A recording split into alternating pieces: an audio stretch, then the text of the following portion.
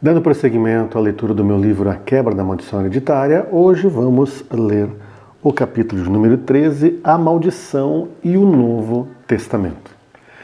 Quando se faz referência à apropriação, temos como base legal aquilo que Jesus Cristo fez por nós na cruz do Calvário. Lá ele se tornou maldição, foi ali que aconteceu a troca do Calvário. Vamos ver alguns textos que deixam claro que Jesus Cristo, ao exercer seu ministério como Deus-homem, militou também nesta área de maldições. A cura de um cego. Caminhando, Jesus viu um homem cego de nascença. E os seus discípulos perguntaram: Mestre, quem pecou, este ou os seus pais, para que nascesse cego?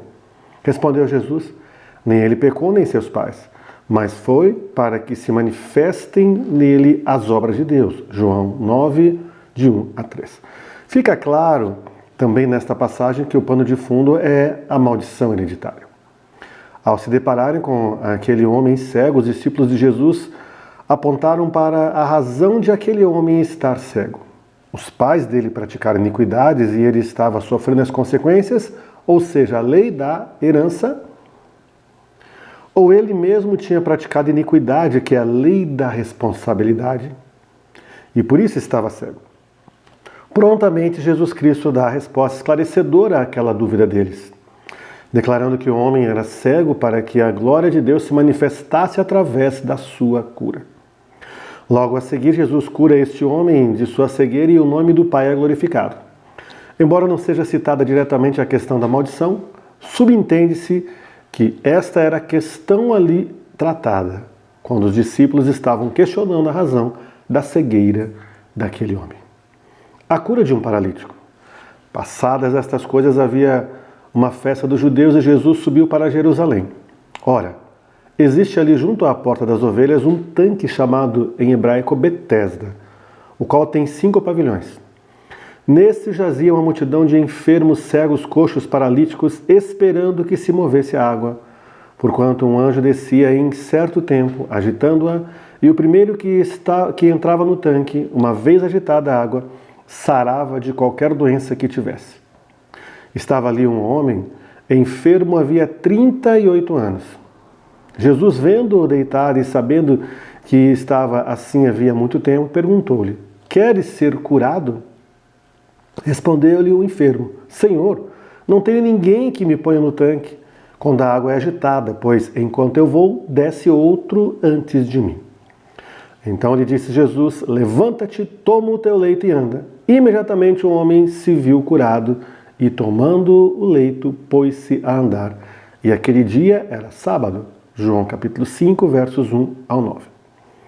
Quantas vezes lemos esse texto, pregamos sobre ele e ouvimos pregações a seu respeito?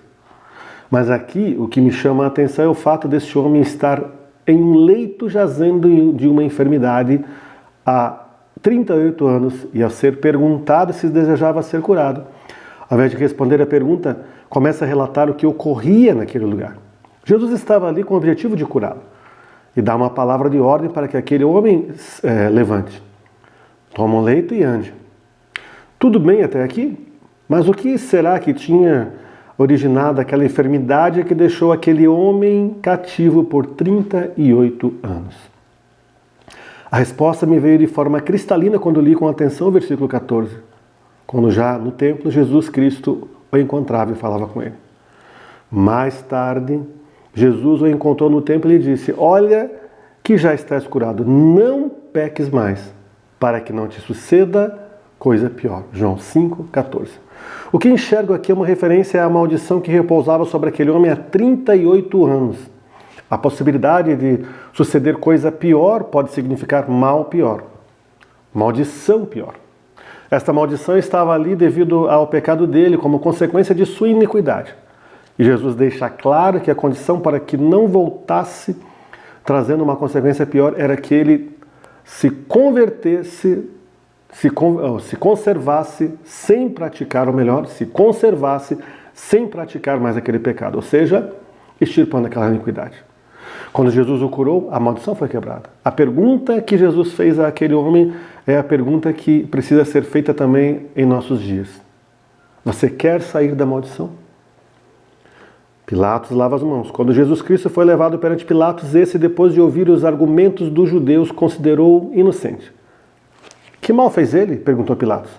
Porém, cada vez clamavam mais, seja crucificado.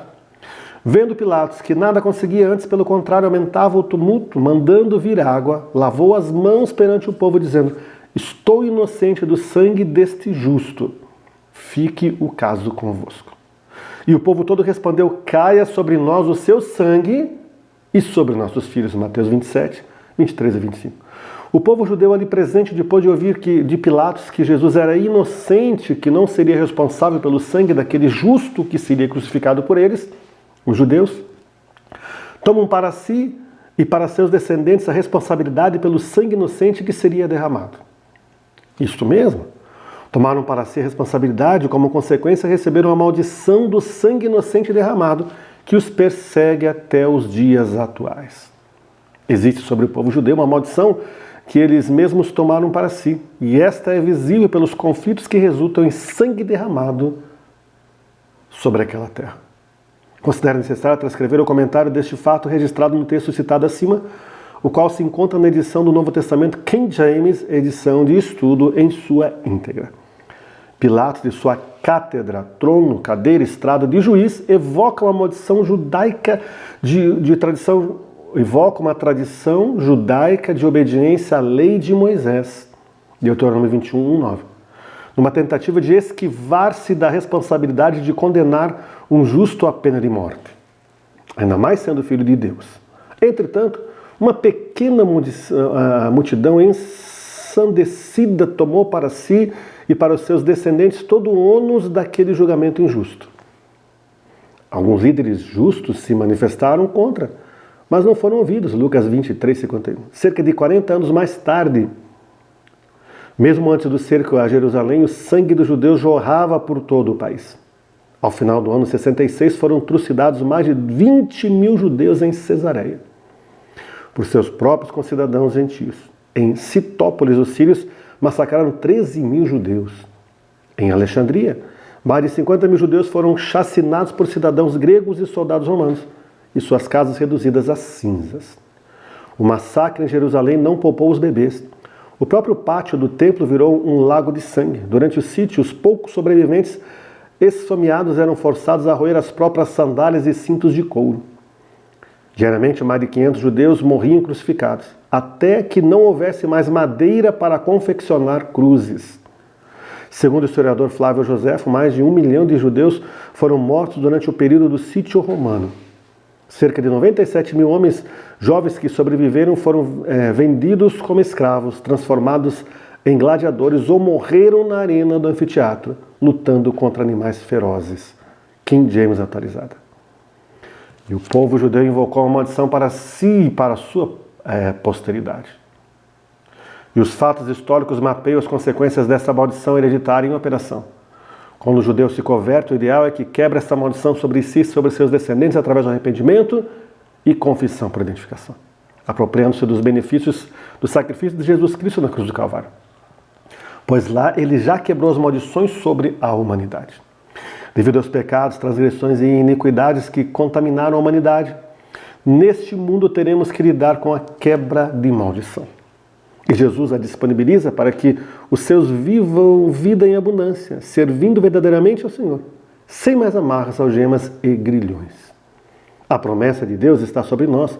Podemos viver sem maldição aqui, quando nos apropriamos da quebra delas através de Cristo Jesus, e na Nova Jerusalém ela não mais existirá. Nunca mais haverá qualquer maldição. Nela estará o trono de Deus e do Cordeiro. Os seus servos o servirão, contemplarão a sua face, e nas suas frontes está o nome dele. Apocalipse capítulo 22, versos 3 e 4.